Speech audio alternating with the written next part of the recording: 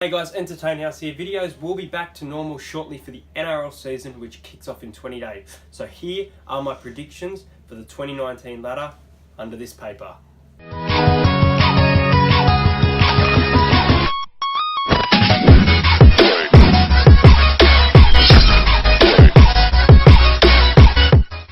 Okay, coming in at number 16, guys, I have the Manly Sea Eagles. I mean, there wasn't enough momentum and there's trouble with the coach, as you can see here. I think the Manly Sea Eagles are going to have the Parramatta type of year that was last year. There's good players, Marty Tapau, but I just don't think there's too much for Manly. Alright, coming in at number 15, I have the Gold Coast Titans. As you can see, the Gold Coast Titan, they're really good players, especially up-and-comer AJ Brimson. I mean, there is big potential here, but I can't see this side achieving much. They've been really on and off. At 14, I have a team that nearly made the 8 last year, the Canberra Raiders. They played a trial match against Parramatta where Parramatta led 20-0, which was worrying signs for the Raiders, but they did come back to win 22-20. I just can't see too much for them, and they have lost a couple of players. Coming in at number 13, I have one that will shock you all, and that is the Cronulla Sharks. This is a team that constantly make the 8. They've lost Valentine Holmes, there's certain players going to other clubs, and I just can't see the momentum building in the Sharks that once was there. Coming in at number 12, I have the North Queensland Cowboys. The North Queensland Cowboys have signed Nene McDonald, and they had signed Ben Barber, who now won't be joining, but I think we'll see some good things from them, some good wins, but I just don't think it'll be enough. Coming in at number 11, I wish I could put this higher, but I bloody can't. I have the Parramatta Eel. This is my side. We've got some good signings with Sean Lane, a good forward. We've got Blake Ferguson on the wing, and Dylan Brown in the halves may do some magic for it as long as Mitchell Moses pairs well with him. So that's the 6 bottom so far, okay? Alright.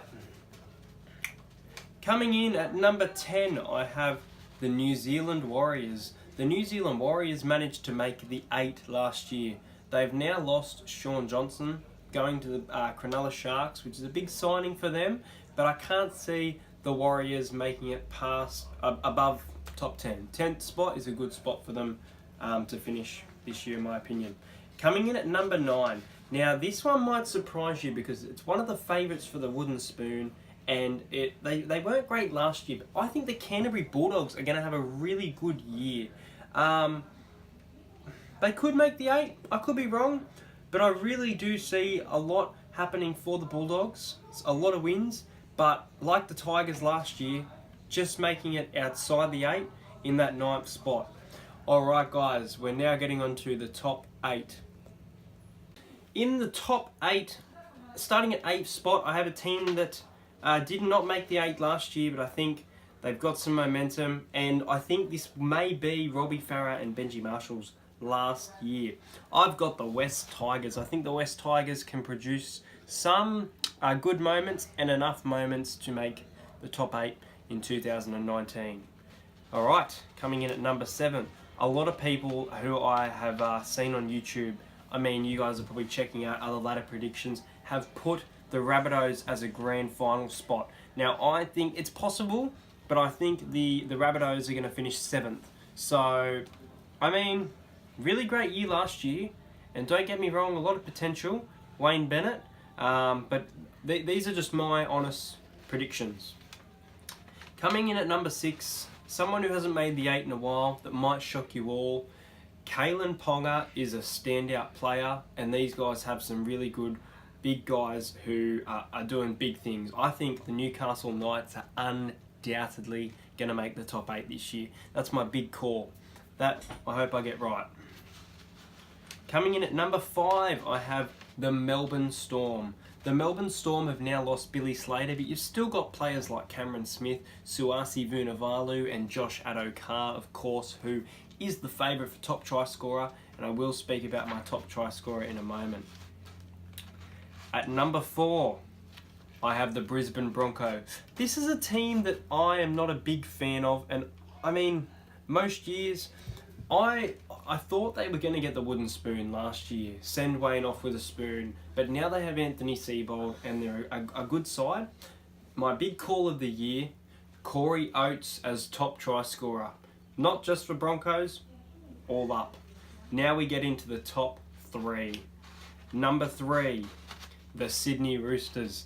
The premiers of last year. Now, just because I'm saying this is my predictions of finishing. I'm not saying grand final. I'll speak about that, my little theory, in a moment. Sydney Roosters obviously beat the Wigan Warriors to win the World Cup, but such a great side, big potential.